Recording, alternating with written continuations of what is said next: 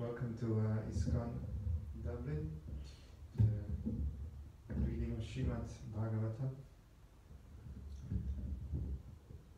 So yesterday we had a day off with a nice little program, Mary Kirtan, and this week we're going to be reading Bhagavatam today, Thursday, tomorrow, and on Saturday. Every day at 6:30. So without further ado, let's start reciting the Bhagavatam Mahima Stotra of Sanatana Goswami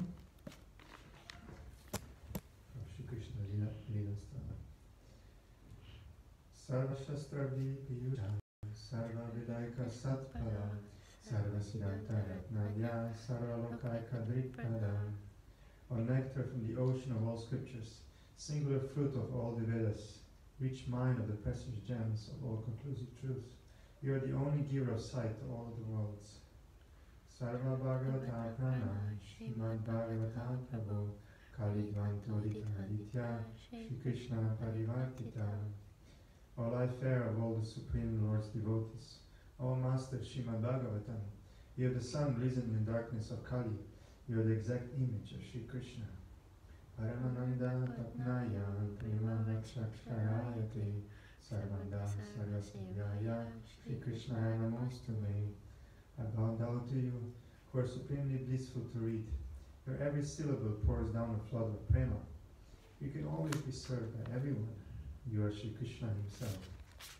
Madhika Bandhu Matsangin Madguru Matmahadana Manishtaraka Madbhagya Madananda Namo. My only friend, my constant companion, my spiritual master, my great wealth, my savior, my source of ecstasy. I bow down sadhu sadhutadayi ati nicho chataraka anamuncha kadachimam premna hrit kantayos pura. O bestower of saintliness to the unsaintly, O exalter of the most fallen, please never leave me. Always appear in my heart and my voice with pure love. Om Namo Bhagavate Vasudevaya. Om Namo Bhagavate Vasudevaya. Om Namo Bhagavate Vasudevaya. Om Namo Bhagavate Vasudevaya. Om Namo Bhagavate Vasudevaya. Om Namo Bhagavate Vasudevaya. So, reading from Srimad Bhagavatam, Canto 1, Chapter 9, the passing away of Bhishmadeva in the presence of Lord Krishna, starting from verse 31. Hope you have your Bhagavatam ready so you can follow along. So we are just we are going towards the end of this chapter, where so we are just about when Bhishma's final moments are, and he's about to start his prayers to the Lord. So this is the and we will today probably end this chapter. So let's begin. Sri Krishna, he at once was free from all material inauspicious and was relieved of the pains caused by the wounds. The external activities of his senses at once stopped, and he prayed transcendently to the controller of all living beings while quitting his material body. Purport.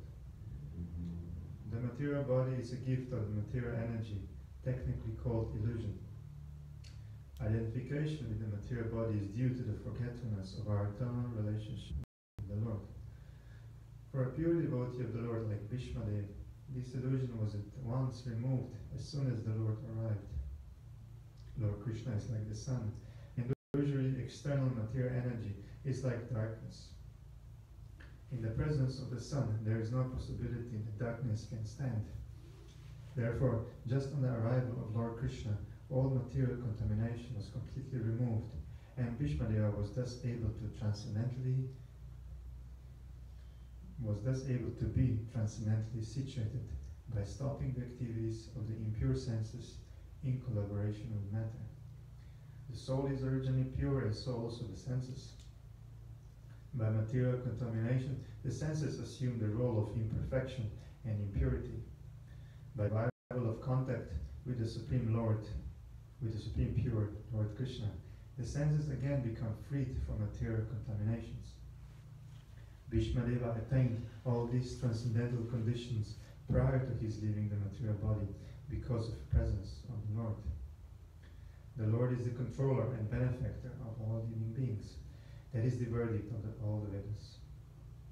He is the supreme eternity and living entity amongst all the eternal living beings. And he alone provides all necessities for all kinds of living beings. Thus, he provided all facilities to fulfill the transcendental desires of his great devotee Sri Bhishmadev, who began to pray as follows.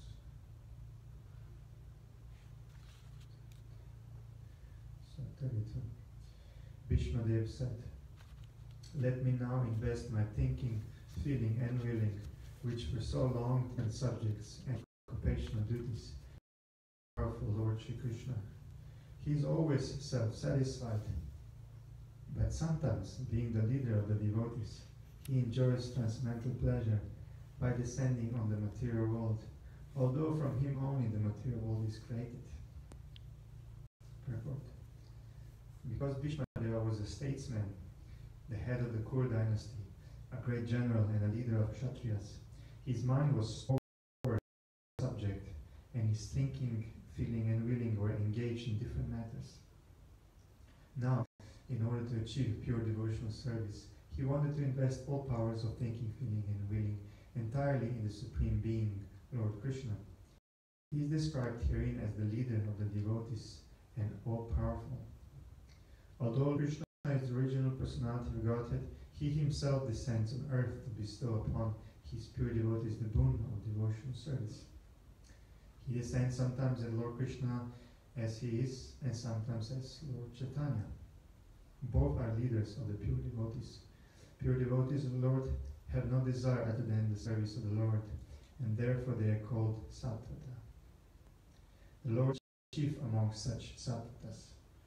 Bhishmadeva therefore had no other desires. Unless one is purified from all sorts of material desires, the Lord does not become one's leader. Desires cannot be wiped out, but they have only to be purified.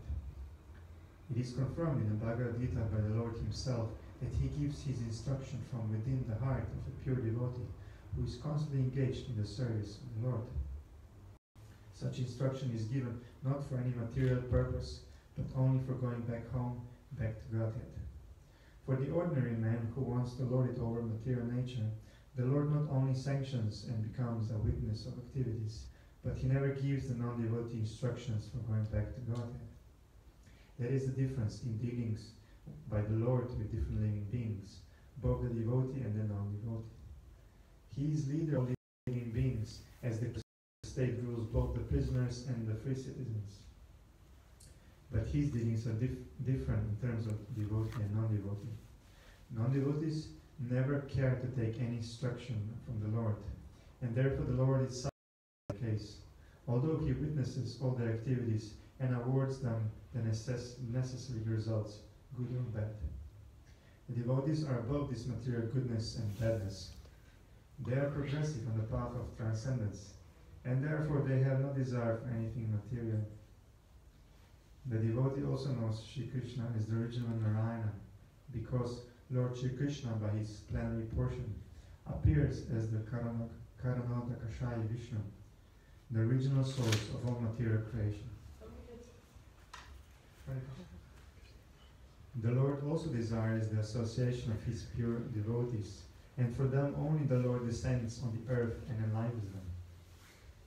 The Lord appears out of his own will. He is not forced by the conditions of material nature. He is therefore described here as the Vibhu, or the Almighty, for he is never conditioned by the laws of material nature. 23. And this is the key verse. So let's take it here. So we are at 1933.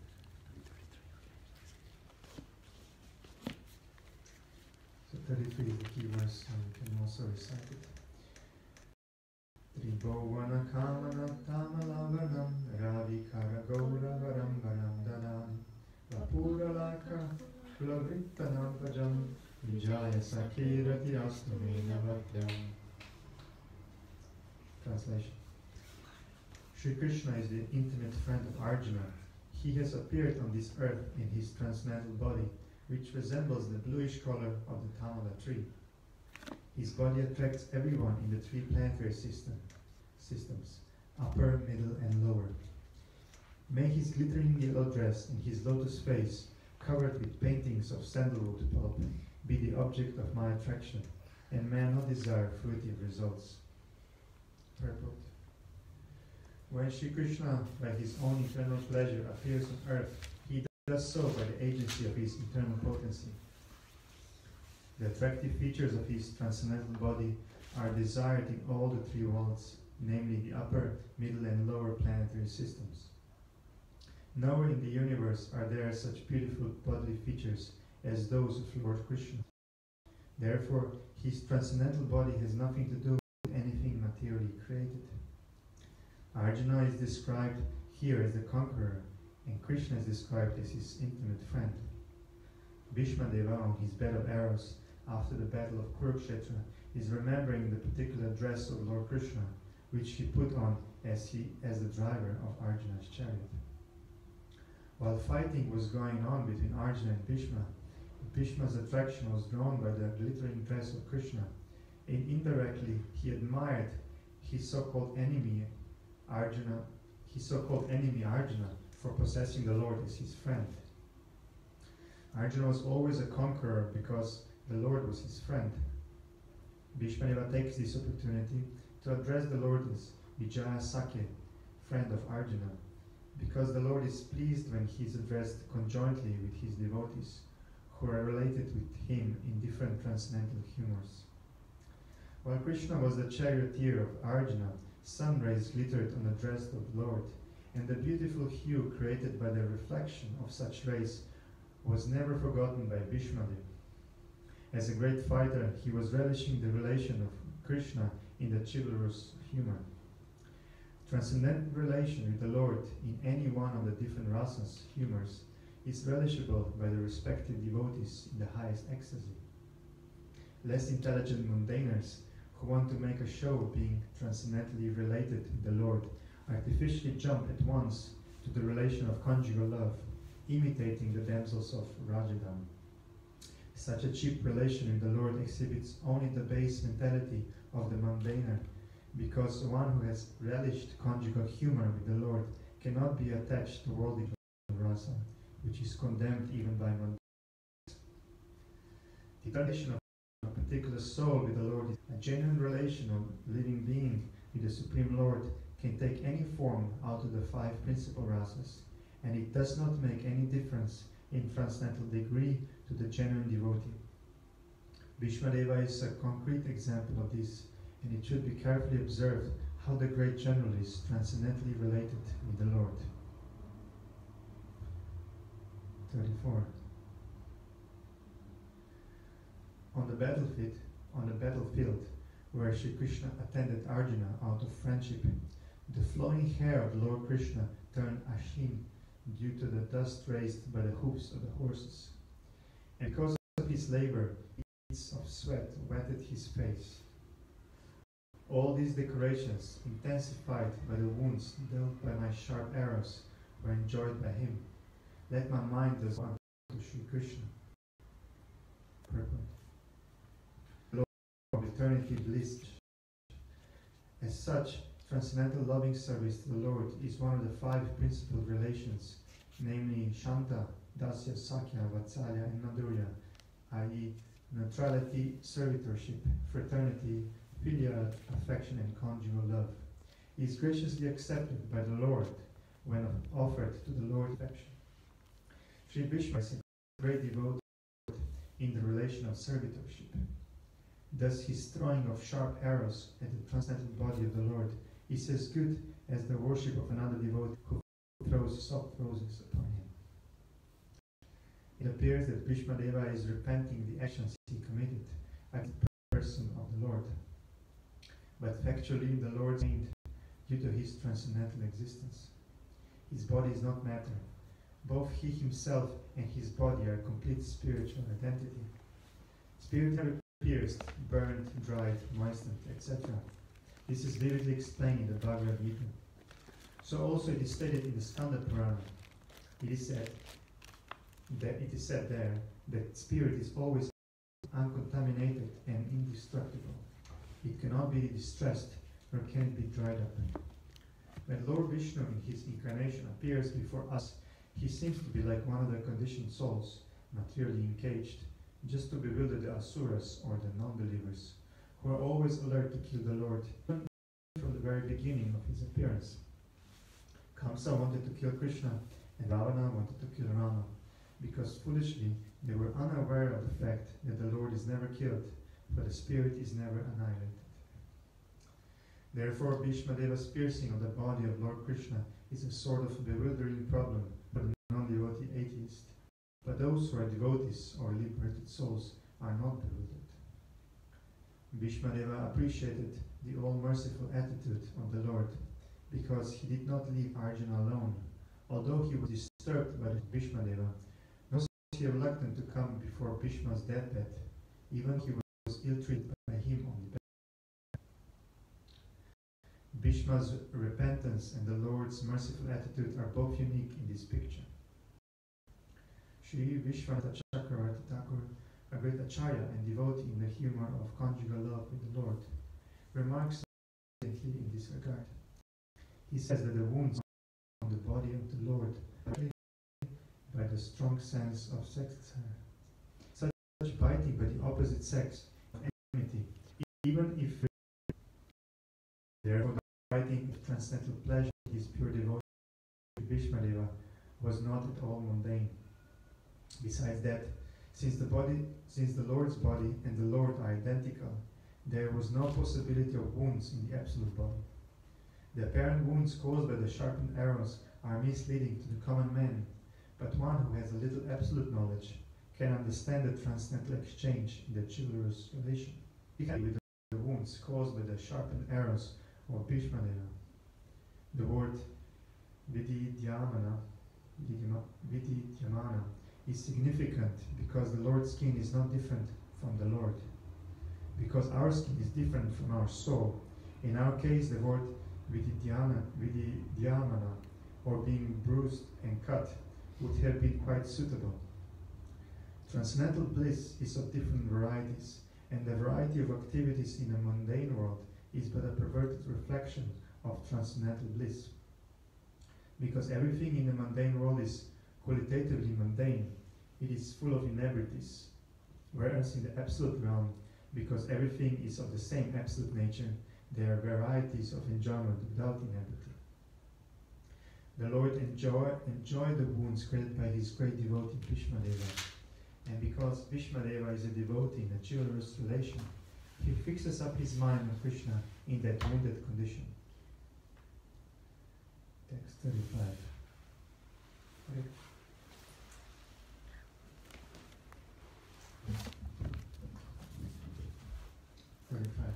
In obedience to the command of his friend, Lord Shri Krishna entered the arena of the battlefield of Kurukshetra between the soldiers of Arjuna and Duryodhana.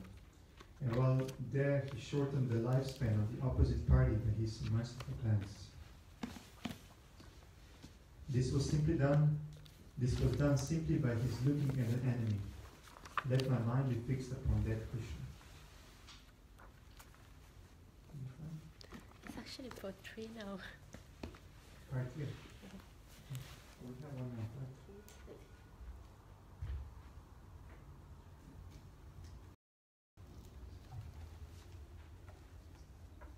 Hare Krishna. Krishna Krishna Hare Hare.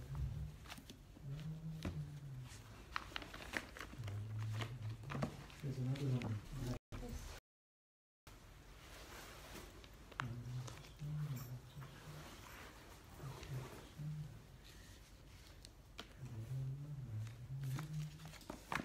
Okay, 25 purple.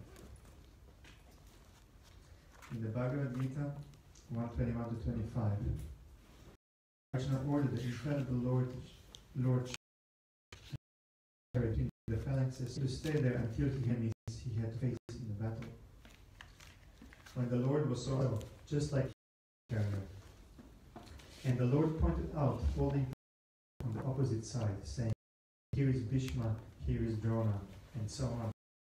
The Lord, being the supreme living being, is never the order supplier or carrier of anyone. Affection for his pure devotees, as he carries out the order of the devotee like an awaiting servant.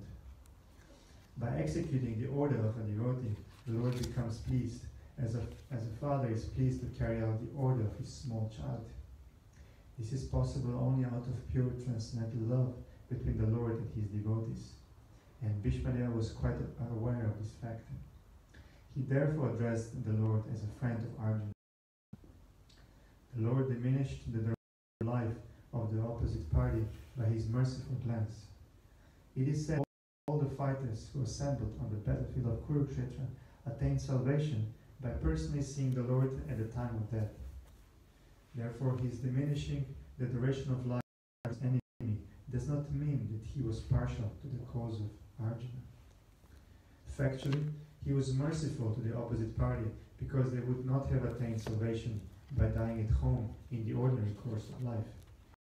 Here was a chance to see the Lord at the time of death and thus attain salvation from material life. Therefore, the Lord is all good, and whatever he does is for everyone's good. It was for the victory of Arjuna, his intimate friend. It was for the good of Arjuna's enemies. Such are the transcendental activities of the Lord, and whoever understands this also gets salvation after quitting the body. The Lord knows no wrong in any circumstance, because he is absolute, all good at all times. Text number 36. When Arjuna was seemingly polluted by ignorance upon observing the soul commanders before him on the battlefield, the Lord eradicated his ignorance and transcendental knowledge.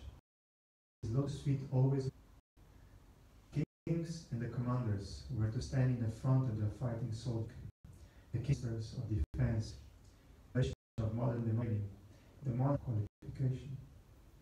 As it was evident, the battlefield of Kurukshetra, of both Bhishma, Arjuna, and Duryodhana were not sleeping. All in the fighting, which was executed away from the civil residential quarters. This means that the innocent citizens were immune from the effects of fighting between the rival royal parties. The city what was going to happen during such fighting. They were to pay one for their income to the Lord, whether he be Arjuna or Duryodhana. All the commanders of the parties on the battlefield of Kurukshetra were standing fair, and Arjuna saw with great compassion and lamented that he was to kill his kinsman. He was not at all afraid of the giant military phalanx presented by Duryodhana, but as a merciful devotee of the Lord, of worldly things was natural for him. Thus he decided not to. This was due to proof, for it is said here that his intelligence became polluted at any time because he was Lord, as is clear in the fourth polluted, because otherwise there would not have been a chance to deliver the teachings of Bhagavad Gita for the good of all conditioned souls engaged in material bondage by the exception of the false material body. The Bhagavad delivered to deliver them from the wrong conception of identifying the body with the soul and to re-establish the soul's eternal relation with the Supreme Lord. Atma Vidya, or transcendental knowledge of himself, was primarily spoken by the benefit of all concerned in all parts of the universe. Text 37. My desire and sacrificed his own promise. He got down from the chariot, took up its wheel, and ran towards me hurriedly, just as a lion goes to kill an elephant. He even dropped his outer garment on the way. Purport. The battle of Kurukshetra was fought on military principles, but at the same time in a sporting spirit, like a friend's fight with another friend. Duryodhana criticized Bhishmadeva, alleging that he was reluctant to kill Arjuna because of paternal affection. A Kshatriya cannot tolerate insults on the principle of fighting. Bhishmadeva therefore promised that the next day he would kill all 5 Pandavas with special weapons made for the purpose. Duryodhana was satisfied, and he kept the arrows with him to be delivered the next day during the fight. By tricks, Arjuna took the arrows from Duryodhana, and Bhishmana could understand that this was a trick of Krishna. So he took a vow that the next day Krishna would have to take up weapons himself, otherwise his friend Arjuna would die. In the next day's fighting, Bhishmadeva fought so violently that both Arjuna and Krishna were in trouble. Arjuna was almost defeated. The situation was so tense that he was about to be killed by Bhishmadeva the very next moment. At that time, Lord Krishna wanted to please his devotee Bhishma by keeping Bhishma's promise, which was more important than his own. Seemingly, he broke his own promise. He promised before the beginning of the battle of Kurukshetra that he would remain without weapons and would not use his strength for either of the parties. But to protect Arjuna, he got down from the chariot, took up the wheel of the chariot, and hurriedly rushed at Bhishmadeva in an angry mood, as a lion goes to kill an elephant. He dropped his covering cloth on the way, and out of great anger he did not know that he had dropped it. Bhishmadeva at once gave up his weapons and stood to be killed by Krishna, his beloved Lord. The fighting of the day was thus ended at that very moment, and Arjuna was saved. Of course, there was no possibility of Arjuna's death, because the Lord himself was not on the chariot, but because Bhishmadeva wanted to see Lord Krishna take up some weapon to save his friend, the Lord created this situation, making Arjuna's death imminent. He stood before Bhishmadeva to show him that his promise was fulfilled and that he had taken up the wheel. Text 38. May he, Lord Krishna, the personality of Godhead, who awards salvation, be my ultimate destination. On the battlefield he charged me, as if angry because of my sharp arrows. He was scattered, and his body was smeared with blood due to the wounds. Purport. The dealings of Lord Krishna and Bhishmadeva on the battlefield of Kurukshetra are interesting because the activities of Lord Sri Krishna appear to be partial to Arjuna and at enmity with Bhishmadeva. But factually, all this was specially meant to show special favor to Bhishmadeva, a great devotee of the Lord. The astounding feature of such dealings is that a devotee can please the Lord by playing the part of an enemy. The Lord, being absolute, can accept service from his pure devotee even in the garb of an enemy. The Supreme Lord cannot have any enemy, nor can a so-called enemy harm him because he is Ajita or unconquerable. But still, he takes pleasure when his pure devotee beats him like an enemy or rebukes him from a superior position, although no one can be superior to the Lord. These are some of the transcendental reciprocatory dealings of the devotee with the Lord. And those who have no information of pure devotional service cannot penetrate into the mystery of such dealings.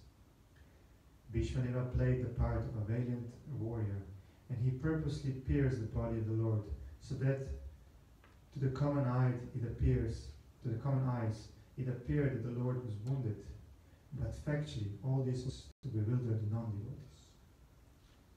The all-spiritual body cannot be wounded, and a devotee cannot become the enemy of the Lord. Had it been so, Bhishmadeva would not have desired to have the very same Lord as the ultimate destination of his life. Had Bhishmadeva been an enemy of the Lord, Lord Krishna could have annihilated him without even moving. There was no need to come before Bhishmadeva with blood and wounds, but he did so because the warrior devotee wanted to see the tree of the Lord, decorated with wounds created by a pure devotee. This is the way of exchanging transcendental rasa, or relations between the Lord and the servitor. By such dealings, both the Lord and the devotee become glorified in their respective positions. The Lord was so angry that Arjuna checked him when he was moving towards Bhishmadeva, but in spite of Arjuna's checking, he proceeded towards Bhishmadeva as a lover goes to a lover, without caring for hindrances. Apparently, his determination was to kill Bhishmadeva, but factually, it was to please him as a great devotee of the Lord. The Lord is undoubtedly the deliverer of the all-conditioned souls. The personalists desire salvation from him, and he always awards them according to their aspiration. But here, Bhishmadeva aspires to see the Lord in his personal features. All pure devotees aspire for this. Text 39. At the moment of death, let my ultimate attraction be to Sri Krishna, the personality of Godhead. I concentrate my mind upon the chariot driver of Arjuna, who stood with a whip in his right hand and a bridle rope in his left, who was very careful to give protection to Arjuna's chariot by all means. Those who saw him on the battlefield of Kurukshetra attained their original forms after death. Perfect. A pure devotee of the Lord constantly sees the presence of the Lord within himself because of being transcendentally related in loving service. Such a pure devotee cannot forget the Lord for a moment. This is called trance. The mystic yogi tries to concentrate upon the supersoul by controlling the senses from all other engagements, and thus he ultimately attains samadhi. A devotee more easily attains samadhi or trance by constantly remembering the Lord's personal feature along with his holy name, fame, pastimes, etc. Therefore, the concentration of the mystic yogi and that of the devotee are not on the same level. The concentration of the mystic is mechanical, whereas that of the pure devotee is natural in pure love and spontaneous. Bhishmadeva was a pure devotee, and as a military marshal, he constantly remembered the battlefield feature of the Lord is Parthasarathi, the chariot driver of Arjuna. Therefore, the Lord's pastime as Parthasarathi is also eternal. The pastimes of the Lord, beginning from his birth at the prison house of Kamsa, up to the Maushala Lila at the end, all move one another in all the universes, just as a clock hand moves from one point to another. And in such pastimes, his associates like Pandavas and Bhishma are constantly about the beautiful features of Parthasarathi Arjuna could not see. Arjuna was behind the beautiful Parthasarathi, while Bhishmadeva was just in front of the Lord. As far as the literary feature of the Lord, Bhishmadeva observes with more relish than Arjuna. All the soldiers and persons from the battlefield of Kurukshetra attained their original spiritual form, like the Lord, because by the cause mercy of the Lord, they were able to see him face to face on the conditioned souls rotating in the evolutionary cycle from the aquatics up to the form of Brahma are all in the form of Maya, or the form obtained by one's own actions and by material nature. The material forms of the conditioned souls are all formed, and when a condition is liberated from the clutches of material energy, he attains his original form. The impersonalist wants to attain the impersonal Brahman effulgence of the Lord, but that is not all congenial to the living sparks, parts and parcels of the Lord. Therefore, the impersonalists again fall down and get material forms to the soul, to the spirit soul. A spiritual form like the Lord's, either two-handed or four-handed, is attained by devotees to the Lord either in Vaikuntha or in the Goloka planet, according to the original nature of the soul. This form, which is 10% spirit, is the Svarupa of the living being, and all the living beings who participated on the Kurukshetra on both sides attain their Svarupa as confirmed by Bhishma. So Lord was not merciful only to the Pandavas. He was also merciful to the other parties, because all of them obtained the same result. Bhishmadeva wanted the same facility also, prayer to the Lord, although his position as an associate of the Lord is assured in all circumstances. The conclusion is that whoever dies looking on the personality of Godhead, within or without, attains his Svarupa, which is the highest perfection of life.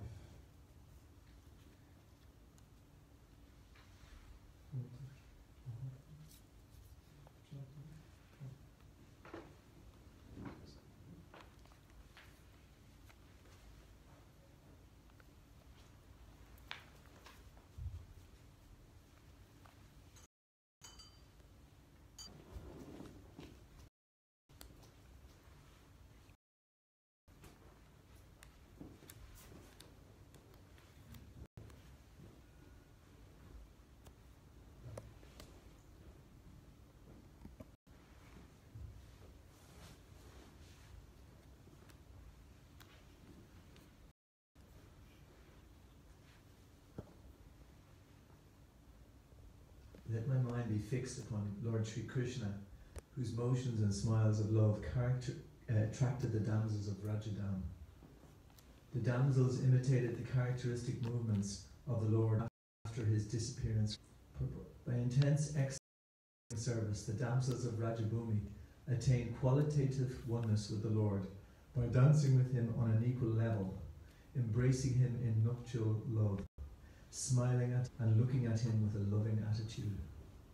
The relation of the Lord with Arjuna is undoubtedly praiseworthy for devotees like Bhishmadev, but the relation of the gopis with the Lord is still more praiseworthy because of their still more purified loving service. By the grace of the Lord, Arjuna was fortunate enough to have the fraternal service of the Lord. So at the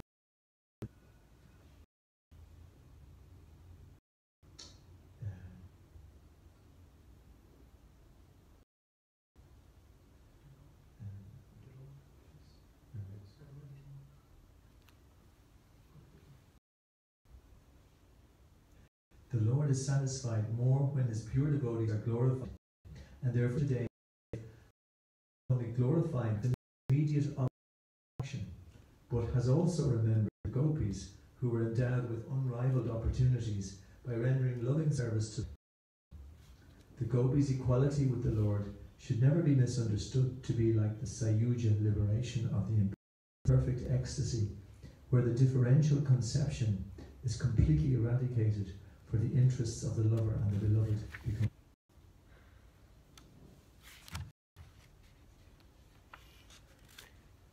So this is text 41. At the Rajasuya Yagya, before Maharaj Yudhishthira, this assembly of all men of the world, the royal and learned orders, and in that great assembly, Lord Sri Krishna was worshipped one and all as the most exalted personality of Godhead. This happened during my presence, and I remember the incident in order to keep my mind upon the Lord. After gaining victory in the battle of Kurukshetra, Maharaj Yudhishthira, the emperor of the world, performed the Rajasuya sacrificial ceremony. The emperor in those days, upon his ascendance to the throne, would send a challenge horse all over the world to declare his supremacy, and any ruling prince or king was at liberty to accept the challenge and express his tacit willingness either to obey or to disobey the supremacy of the particular emperor. One who accepted the challenge had to fight with the emperor and establish his own success by victory. The defeated challenger would have to sacrifice his life, so Maharaj Yudhishthira also dispatched such challenging horses all over the world, and every ruling prince and king all over the world accepted Maharaj's leadership as the emperor of the world. After this, rulers of the world only the regime of Maharaj Yudhishthira in the great sacrificial ceremony of Rajasuya. Such required was not an easy job for a petty king. Such a sacrificial ceremony, being too expensive and also difficult to perform under present circumstances, is now impossible in this age of Kali. Nor can anyone secure the required expert priesthood to take charge of the ceremony. So after being invited, all the kings and great learned sages of the world assembled in the capital of Maharaj Yudhishthira. The learned society, including the great philosophers, religionists, physicians, scientists, and all great sages was invited. That is to say, the Brahmanas and the Kshatriyas were the topmost leading men in society, and they were all invited to participate in the assembly. The Vaishyas and Shudras were unimportant elements in society, and they were not mentioned herein. Due to the change of social activities in the modern age, the employment has also changed in terms of occupational positions. So in that great assembly, Lord Sri Krishna was the cynosure of neighbouring eyes. Everyone wanted to see Lord Krishna, and everyone wanted to pay his humble respects to the Lord. Vishnu remembered all this and was glad that his worshipful Lord, the personality of Godhead, wasn't before his formal presence. So to meditate on the Supreme Lord is to meditate on the activities, form, pastimes, name and fame of the Lord. That is easier than what is imagined as meditation on the impersonal feature of the Supreme. In the Bhagavad Gita 12.5, it is clearly stated that to meditate upon the impersonal feature of the Supreme is very difficult. It is practically meditation, or simply a waste of time, because very seldom is the desired result obtained. The devotees, however, meditate upon the Lord's factual form and pastimes, and therefore the Lord is easily approachable by the devotees. This is also stated in Bhagavad Gita 12.9. The Lord is non-different from his transcendental activities. It is indicated also in this shloka that Lord Sri Krishna, while actually present before human society, especially in connection with the battle of Kurukshetra, accepted as the personality of the time, although he might not have been recognized as the Supreme Personality of Godhead. The propaganda that a very great man is worshipped as God after his death is misleading, because a man after his death can't be made into God, nor can the personality of God be a human being, even when he is personally present. Both ideas are misconceptions. The idea of anthropomorphism can't be applicable in the case of Lord Krishna. Now I can meditate with full attention upon that one Lord Sri Krishna now present before me, because now I have transcended the misconceptions of duality in regard to his presence in everyone's heart, even the hearts of the creators. He is in everyone's heart. The sun may be perceived differently, but the sun is one. Lord Sri Krishna is the one absolute supreme personality, because he has expanded himself into his multiplanary portions by his inconceivable energy. The conception of duality is due to ignorance of his inconceivable energy. In the Bhagavad Gita 9.11, the Lord says that only the foolish take him to be a mere human being. Such foolish men are not aware of his inconceivable energies. Inconceivable energy, he is present as though he is present before everyone all over the world. The Paramatma feature of the Lord is an expansion of his presence. He expands himself as Paramatma in everyone's heart by his inconceivable energy, and he also expands himself of Brahmajyoti by expansion of his personal glow. It is stated in the Brahma that the Brahmajyoti is therefore, there is no difference between him and his Brahmajyoti or his plenary portions as Paramatma. Less intelligent persons who are not aware of this fact consider Brahmajyoti and Paramatma to be different from Sri Krishna. This misconception of duality is completely removed from the mind of Bhishmadev, that it is Lord Sri Krishna only who is all in all in everything. This enlightenment is attained by the great Mahatmas or devotees. As is stated in Bhagavad Gita 7.19, that Vasudeva is all in everything, and there is no existence of anything. Vasudeva, or Lord Sri Krishna, is the Supreme Person, as now confirmed by a Mahajan. The neophytes and the pure devotees must try to follow in his footsteps. This is the way of devotional mind. The worshipful object of Bhishmadev is Lord Sri Krishna as Parthasarathi, and that of the gopis is the same as the most attractive Shanasundari. Less intelligent can think that the Krishna of Vrindavan and that of the Battle of Kurukshetra are personalities. But for Bhishmadev, this misconception is removed. Even the impersonalists' object of Krishna as the impersonal yoti. And the yogi's destination of Krishna is both Brahmajyoti and localized Paramatma. But in Brahmajyoti or Paramatma, there is Krishna or sweet relation with Krishna. In his personal feature, Krishna is both Parthasarathi and Sundar of Vrindavan. But in his impersonal feature, he is neither in the Brahma or the Paramatma. Great Mahatmas like Bhishma has all these different features of Lord Sri Krishna, and therefore they worship Lord Krishna, knowing him as the origin of all features. Text 43. Sutta Goswami said, thus Bhishmadev merged himself in the super soul Lord Sri Krishna, Supreme Personality Godhead, with his mind, speech, sight and actions, and thus he became silent and his breathing stopped. Purport. The stage attained by Bhishmadev while quitting his material body is called Nir Vikalpa Samadhi, because he merged his self into thinking of the Lord and his mind into remembering his different activities. He chanted the glories of the Lord, and by his sight he began to see the Lord personally present before him, and thus all his activities became concentrated upon the Lord without deviation. This is the highest stage of perfection, and it is possible for everyone to obtain this stage by practice of devotional service. The devotional service of the Lord consists of 9 principles of service activities, and they are 1 hearing, 2 chanting, 3 remembering, 4 serving the lotus feet, 5 worshipping, 6 praying, 7 fraternizing, and 9 fully surrendering. Any one of them, or all of them, are equally competent to award the desired result, but they require to be practiced persistently under the guidance of an expert devotee of the Lord. The first item, hearing, is the most important item of all, and therefore hearing of the Bhagavad Gita and later on Srimad Bhagavatam is essential for the serious candidate who wants to attain the stage of Bhishma Deva at the end. The unique situation at Bhishma Deva's time of death can be attained even though Lord Krishna may not be personally present. His words of the Bhagavad Gita or those of Srimad Bhagavatam are identical with the Lord. They are sound incarnations of the Lord, and one can fully utilize them to be entitled to obtain the stage of Bhishma Deva, who was one of the 8 Vasudevas. One must die at a certain stage of life, but one who dies like Bhishma Deva attains perfection, and one who dies by the laws of nature dies like an animal. That is the difference between a man and an animal. The human form of life is especially meant for dying like Bhishma Deva. Page 44.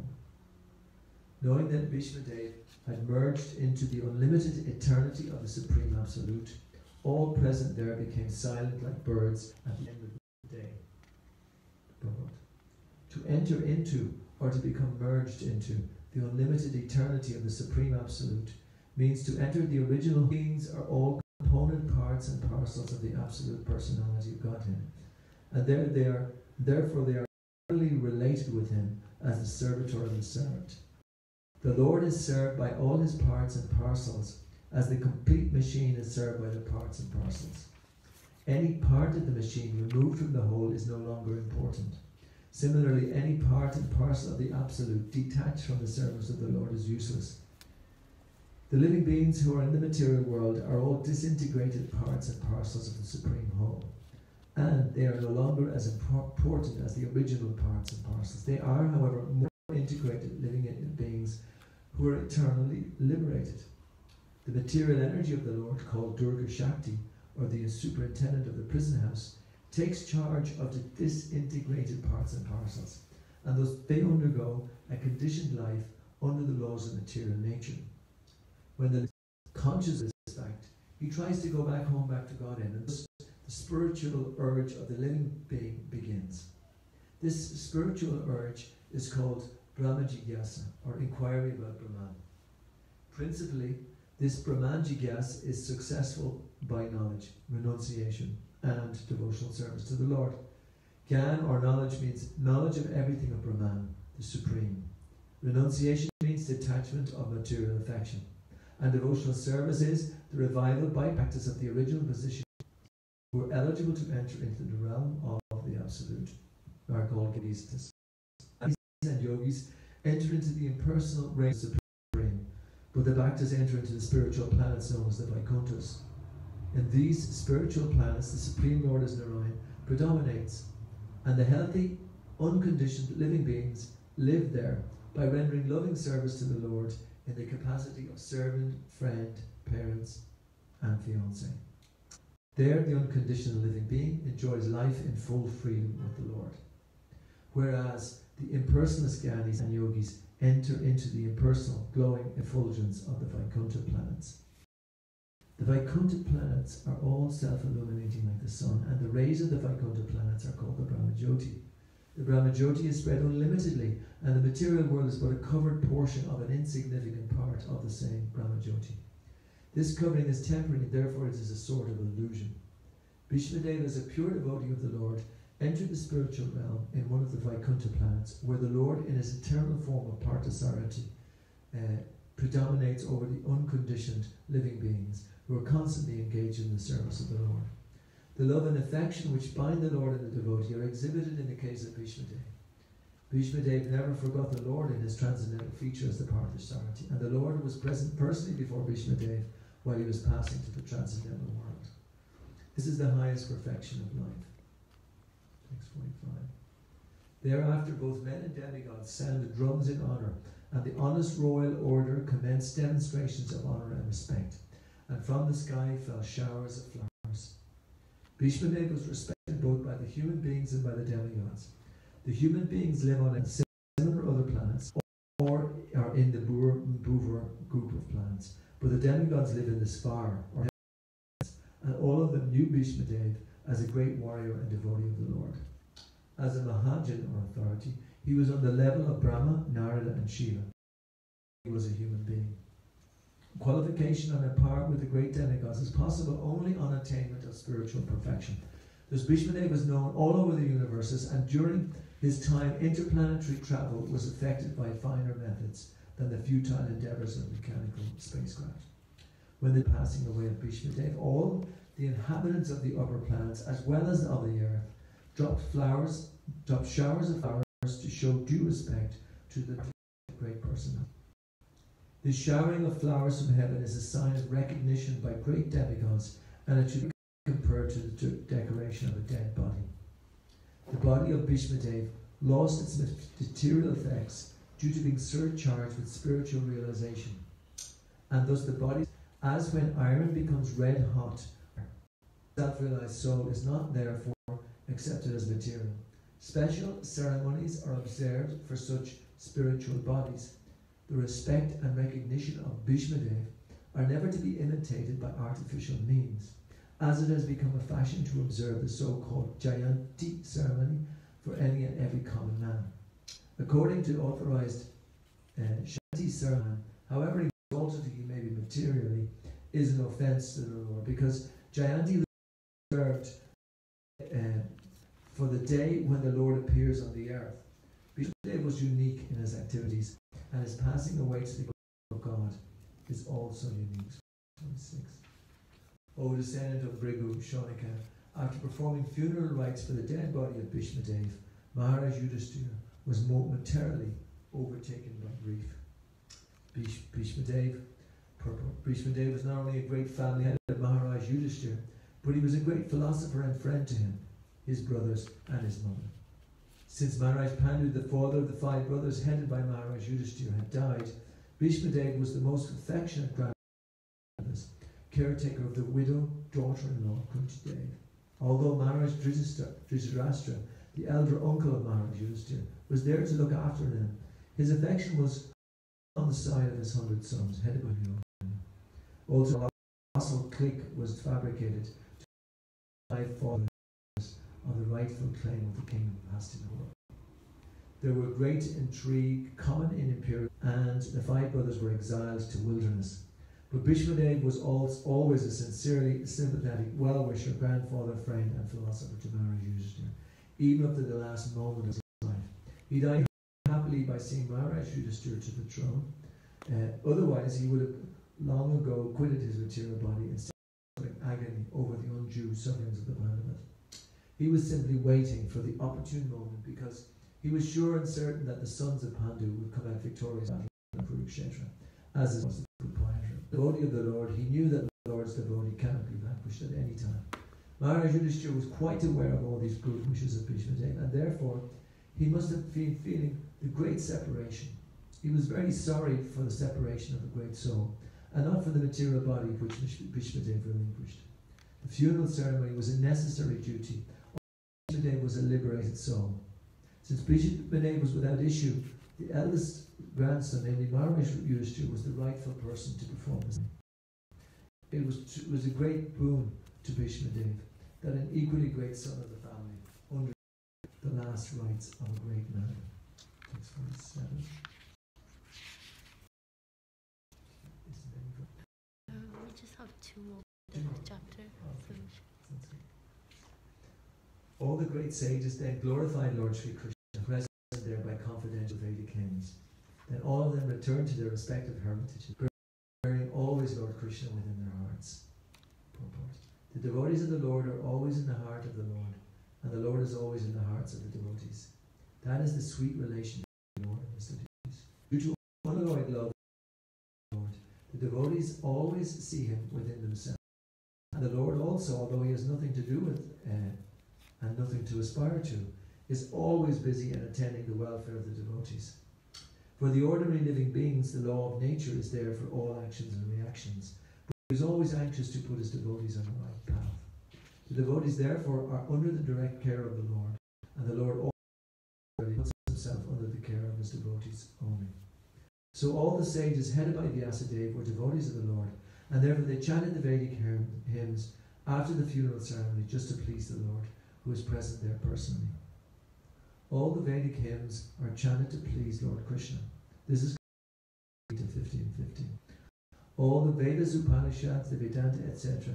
are seeking him only, and all the hymns for glorifying him are for glorifying him only.